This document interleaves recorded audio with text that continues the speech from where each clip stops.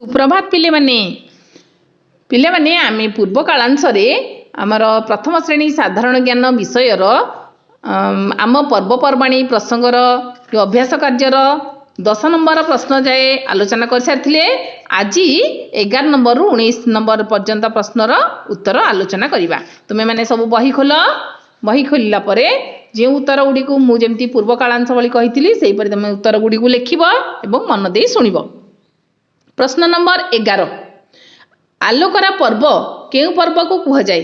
आलोकर पर्व कहले क्या कहती? दीपावली। उत्तरटी है दीपावली। दीपावली चारिआडे आलोकित देखा थाए, सबड़े दीप लगी थाए एवं बाण फुटु थाए, तेणु ताकू आलोकर पर्व बोली कहती।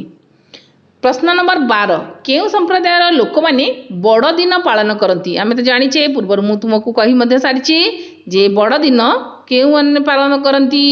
उत्तरटी है ख्रिस्टियन माने। आमे जमती हिंदू माने विभिन्न पर्वपर्वाणी पालन करछे, सेमिति ख्रिस्टियन मानकर गोटे मुख्य पर्व है बड़ दिन। से माने जीशु ख्रीष्ट को जन्मदिन को मन रखिया पई से दिन बड़ दिन भाव में पालन करथांती। प्रश्न नंबर 13 ईद पर्व केउ माने पालन करती?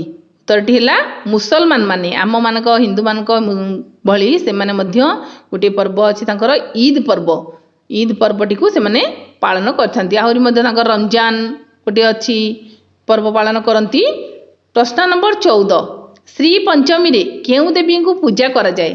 श्री पंचमी आमे सब विद्यालय रे पालन करछे, समस्त जानिथिबा आमे श्री पंचमी रे। उत्तरटी है श्री पंचमी रे आमे माँ सरस्वती देवी को पूजा करा जाए।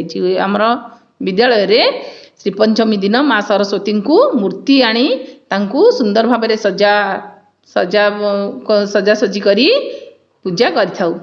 प्रश्न नंबर 15 केउ देवता को विद्यादाता बोली कह जाए? उत्तरटी विद्यादाता किए आमे समस्त जानिचे श्री गणेश। श्री गणेश को विद्यादाता बोली कह जाए।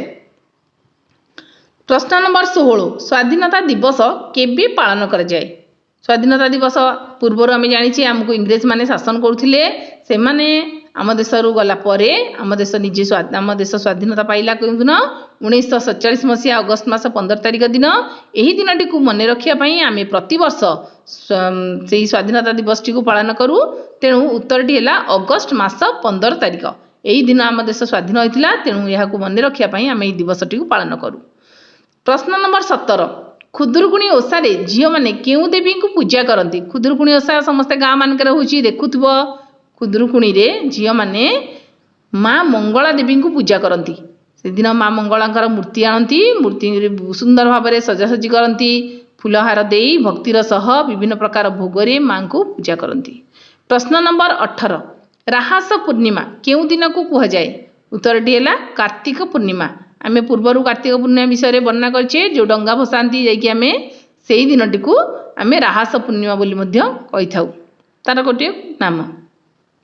प्रश्न नंबर 19 बरगड़र प्रसिद्ध धनुयात्रा केबे शेष हुए? बरगड़ धनुयात्रा हुए कंस मामू श्रीकृष्ण एमान सबू तांकर वेश धारण करथांती आमे जानिचे। तेणु यही पर्व जो यात्राटी पौष मास पूर्णिमा दिन शेष हुए।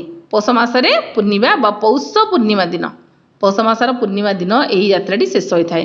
एबे तो आमर 19 नंबर प्रश्न सरीगला एवं आमर ये अभ्यास कार्य थिबा मोट 19 टी प्रश्न आलोचना सरीगला।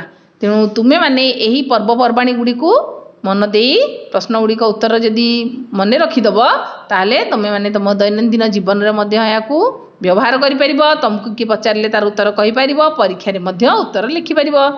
तेणु तुम्हें माने एथिपई मन दे या पढ़ब। अच्छा पिले माने एथर रहिबा शुभ विदाय।